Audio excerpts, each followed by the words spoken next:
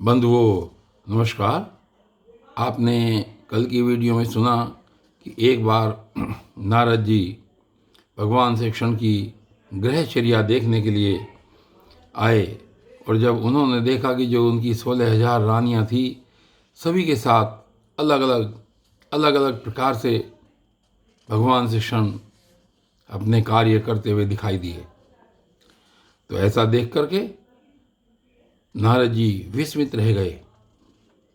और आगे की वीडियो यहाँ पर चलती है कि भगवान श्री कृष्ण की नित्य चर्या और उनके पास जो जरासंध के कैदी राजाओं के दूत आए, आज उसके बारे में यहाँ पर सुनते हैं। श्री सुखदेव जी कहते हैं, परीक्षित, जब सवेरा होने लगा, कुक्कुट यानी कि मुर्गे बोलने लगते। जब सवेरा होने लगता तो मुर्गे बोलने लगते, कुक्कुट बोलने लगते।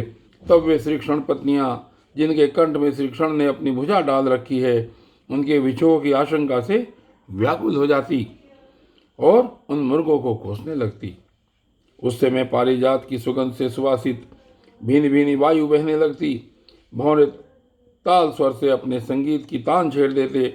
पक्षियों की नींद उचट जाती और वे बंदीजनों की भांति भगवान श्री कृष्ण को जगाने के लिए मधुर स्वर से कलरव करने लगते। रुक्मिणी जी अपने प्रियतम के भुज पास से बंधी रहने पर भी आलिंगन छूट जाने की आशंका से अत्यंत सुहावने और पवित्र ब्राह्म मुहूर्त को भी असह्य समझने लगती थी। भगवान श्री कृष्ण प्रतिदिन ब्राह्म मुहूर्त में ही उठ जाते और हाथ मुंह धोकर अपने मायातीत आत्म स्वरूप का ध्यान करने लगते। उस समय उनका रोम रोम आनंद से खिल उठता था। परीक्षित, भगवान का वह आत्मस्वरूप सजातीय, विजातीय और स्वगत भेद से रहित एक अखंड है, क्योंकि उसमें किसी प्रकार की उपाधि या उपाधि के कारण होने वाला अन्य वस्तु का अस्तित्व नहीं है। और यही कारण है कि वह अविनाशी सत्य है। जैसे चंद्रमा सूर्य आदि नेत्र इंद्रिय के द्वारा और नेत्र इंद्रिय चंद्रमा सूर्य आदि के द्वारा प्रकाशित होती है, वैसे ही वह आत्मस्वरूप दूसरे के द्वारा प्रकाशित नहीं, स्वयं प्रकाश है।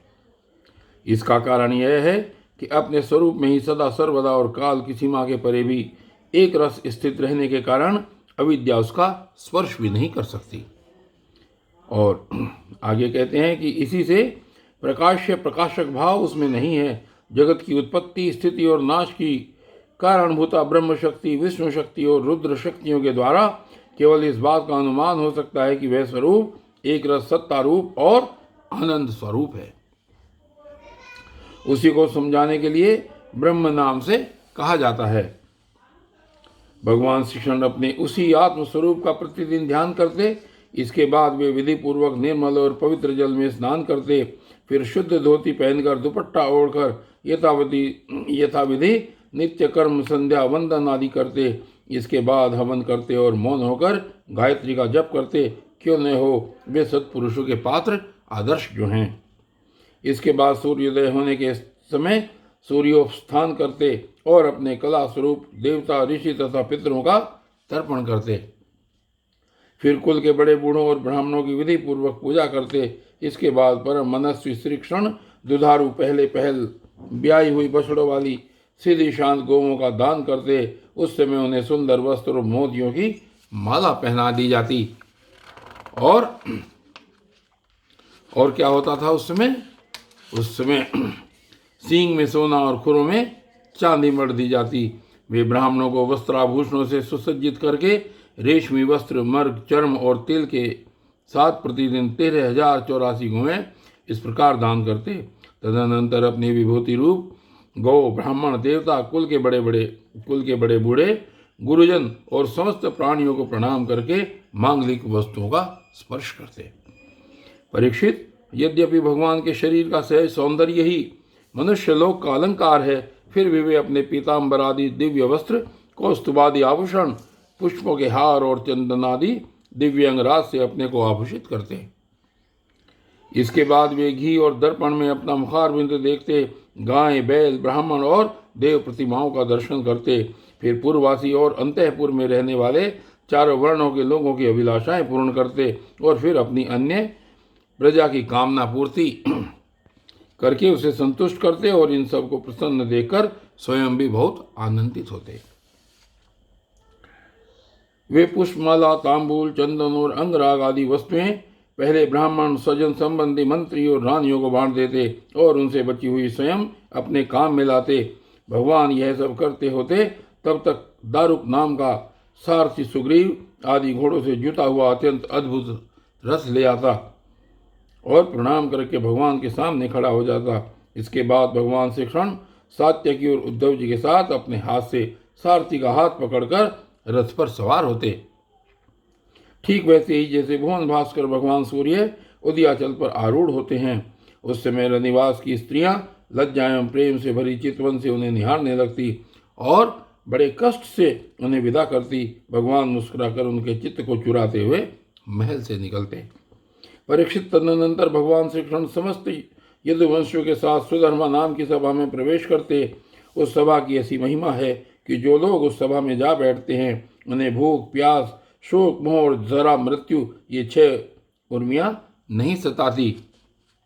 इस प्रकार भगवान श्री कृष्ण सब रानियों से अलग अलग विदा होकर एक ही रूप में सुधर्मा सभा में प्रवेश करते और वहां जाकर श्रेष्ठ सिंहासन पर विराज हो जाते। उनकी अंग कांति से दिशाएं प्रकाशित होती रहती। उस समय यदुवंशी वीरों के बीच में यदुवंश शिरोमणि भगवान श्री कृष्ण की ऐसी शोभा होती जैसे आकाश में तारों से गिरे हुए चंद्रदेव शोभायमान होते हैं। परीक्षित, सभा में विदूषक लोग विभिन्न प्रकार के हास्य विनोद से, नटाचार्य अभिनय से और नर्तकियां कलापूर्ण नृत्यों से अलग अलग अपनी टोलियों के साथ भगवान की सेवा करती। उस समय मृदंग, वीणा, पखावज, बांसुरी, झांझ और शंख बजने लगते और सूत, मागध तथा बंदीजन नाचते गाते और भगवान की स्तुति करते। कोई कोई व्याख्या कुशल ब्राह्मण वहां बैठकर वेद मंत्रों की व्याख्या करते और कोई पूर्वकालीन पवित्र कीर्ति नरपतियों के चरित्र कह कह कर सुनाते। एक दिन की बात है, द्वारकापुरी में राजसभा के द्वार पर एक नया मनुष्य आया। द्वारपालों ने भगवान को उसके आने की सूचना देकर उसे सभा भवन में उपस्थित किया। उस मनुष्य ने परमेश्वर भगवान श्री कृष्ण को हाथ जोड़कर नमस्कार किया और उन राजाओं का जिन्होंने जरासंध के दिग्विजय के समय उसके सामने सिर नहीं झुकाया था और बलपूर्वक कैद कर लिए गए थे, जिनकी संख्या 20,000 थी, जरासंध के बंदी बनने का दुख श्री कृष्ण के सामने निवेदन किया। सच्चिदानंद स्वरूप श्री कृष्ण आप मन और वाणी के अगोचर हैं। जो आपकी शरण में आता है उसके सारे भय आप नष्ट कर देते हैं। प्रभु, हमारी भेद बुद्धि मिटी नहीं है। हम जन्म मृत्यु रूप संसार के चक्कर में से भयभीत होकर आपकी शरण में आए हैं। भगवान, अधिकांश जीव ऐसे सकाम और निषिद्ध कर्मों में फंसे हुए हैं कि वे आपके बतलाए हुए अपने परम कल्याणकारी कर्म आपकी उपासना से विमुख हो गए हैं और अपने जीवन एवं जीवन संबंधी आशा अभिलाषाओं में भ्रम भटक रहे हैं। परंतु आप बड़े बलवान हैं। आप काल रूप से सदा सर्वदा सावधान रहकर उनकी आशा लता का तुरंत समूल उच्छेद कर डालते हैं। हम आपके उस काल रूप को नमस्कार करते हैं। आप स्वयं जगदीश्वर हैं और आपने जगत में अपने ज्ञान, बल आदि कलाओं के साथ इसलिए अवतार ग्रहण किया है कि संतों की रक्षा करें और दुष्टों को दंड दें। ऐसी अवस्था में प्रभु, जरासंध आदि कोई दूसरे राजा आपकी इच्छा और आज्ञा के विपरीत हमें कैसे कष्ट दे रहे हैं, यह बात हमारी समझ में नहीं आती। यदि यह कहा जाए कि जरासंध हमें कष्ट नहीं देता, उसके रूप में उसे निमित्त बनाकर हमारे अशुभ कर्म ही हमें दुख पहुंचा रहे हैं, तो यह भी ठीक नहीं, क्योंकि जब हम लोग आपके अपने हैं तब हमारे दुष्कर्म हमें फल देने में कैसे समर्थ हो सकते हैं। इसलिए आप कृपा करके अवश्य ही हमें इस क्लेश से मुक्त कीजिए। प्रभु, हम जानते हैं कि राजा पने का सुख प्रारब्ध के अधीन एवं विषय साध्य है और सच कहें तो स्वप्न सुख के समान अत्यंत तुच्छ और असत है। साथ ही उस सुख को भोगने वाला यह शरीर भी एक प्रकार से मुर्दा ही है और उसके पीछे सदा सर्वदा सैकड़ों प्रकार के भय लगे रहते हैं। परंतु हम तो इसी के द्वारा जगत के अन्य को भार ढो रहे हैं और यही कारण है कि हमने अंतःकरण के निष्काम भाव और निसंकल्प स्थिति से प्राप्त होने वाले आत्मसुख का परित्याग कर दिया है। सचमुच हम अत्यंत अज्ञानी हैं और आपकी माया के फंदे में फंसकर क्लेश पर क्लेश भोगते जा रहे हैं। भगवान, आपके चरण कमल शरणागत पुरुषों के समस्त शोक और मोह को नष्ट कर देने वाले हैं, इसलिए आप ही जरासंध रूप कर्मों के बंधन से हमें छुड़ाइए। प्रभु, यह अकेला ही 10,000 हाथियों की शक्ति रखता है और हम लोगों को उसी प्रकार बंदी बनाए हुए जैसे सिंह भेड़ों को घेर रखे। चक्रपाणे, आपने 18 बार जरासंध से युद्ध किया और 17 बार उसका मान मर्दन करके उसे छोड़ दिया, परंतु एक बार उसने आपको जीत लिया। हम जानते हैं कि आपकी शक्ति, आपका बल पौरुष अनंत है, फिर भी मनुष्यों का सा आचरण करते हुए आपने हारने का भी नहीं किया, परंतु इसी से उसका घमंड बढ़ गया है। हे अजित, अब वह यह जानकर हम लोगों को और भी सताता है कि हम आपके भक्त हैं, आपकी प्रजा हैं। अब आपकी जैसी इच्छा हो वैसा कीजिए। दूत ने कहा, भगवान, जरासंध के बंदी नरपतियों ने इस प्रकार आपसे प्रार्थना की है। वे आपके चरण कमलों की शरण में हैं और आपका दर्शन चाहते हैं। आप कृपा करके उन दीनों का कल्याण कीजिए। श्री सुखदेव जी कहते हैं, परीक्षित, राजाओं का दूत इस प्रकार कह ही रहा था कि परम तेजस्वी देवर्षि नारद जी वहां आ पहुंचे। उनकी सुनहरी जटाएं चमक रही थी। उन्हें देखकर ऐसा मालूम हो रहा था मानो साक्षात भगवान सूर्य ही उदय हो गए हों। ब्रह्मा आदि समस्त लोकपालों के एकमात्र स्वामी भगवान श्री कृष्ण उन्हें देखते ही सभासदों और सेवकों के साथ हर्षित होकर उठ खड़े हुए और सिर झुकाकर उनकी वंदना करने लगे। जब देवर्षि नारद आसन स्वीकार करके बैठ गए तब भगवान ने उनकी विधि पूर्वक पूजा की और अपनी श्रद्धा से उनको संतुष्ट करते हुए मधुर वाणी से बोले, देवर्षि, इस समय तीनों लोकों में कुशल मंगल तो है ना? आप तीनों लोकों में विचरण करते रहते हैं, इससे हमें यह बहुत बड़ा लाभ है कि घर बैठे सबका समाचार मिल जाता है। ईश्वर के द्वारा रचे हुए तीनों लोकों में ऐसी कोई बात नहीं है जिसे आप न जानते हो। अतः हम आपसे यह जानना चाहते हैं कि युधिष्ठिर आदि पांडव इस समय क्या करना चाहते हैं। देवर्षि नारद जी ने कहा, सर्वव्यापक अनंत, आप विश्व के निर्माता हैं और इतने बड़े मायावी हैं कि बड़े बड़े मायावी ब्रह्मा जी आदि भी आपकी माया का पार नहीं पा सकते। प्रभु, आप सबके घट घट में अपने अचिंत्य शक्ति से व्याप्त रहते हैं, ठीक वैसे ही जैसे अग्नि लकड़ियों में अपने को छिपाए रखता है। लोगों की दृष्टि सत्व आदि गुणों पर ही अटक जाती है, इससे आपको वे देख नहीं पाते।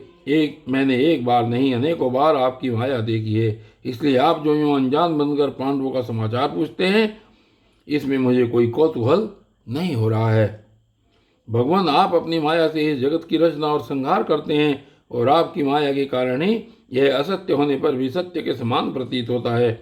आप कब क्या करना चाहते हैं, यह बात भली भांति कौन समझ सकता है। आपका स्वरूप सर्वथा अचिंतनीय है। मैं तो केवल बार बार आपको नमस्कार करता हूँ। शरीर और इससे संबंध रखने वाली वासनाओं में फंसकर जीव जन्म मृत्यु के चक्कर में भटकता रहता है तथा यह नहीं जानता कि मैं इस शरीर से कैसे मुक्त हो सकता हूँ।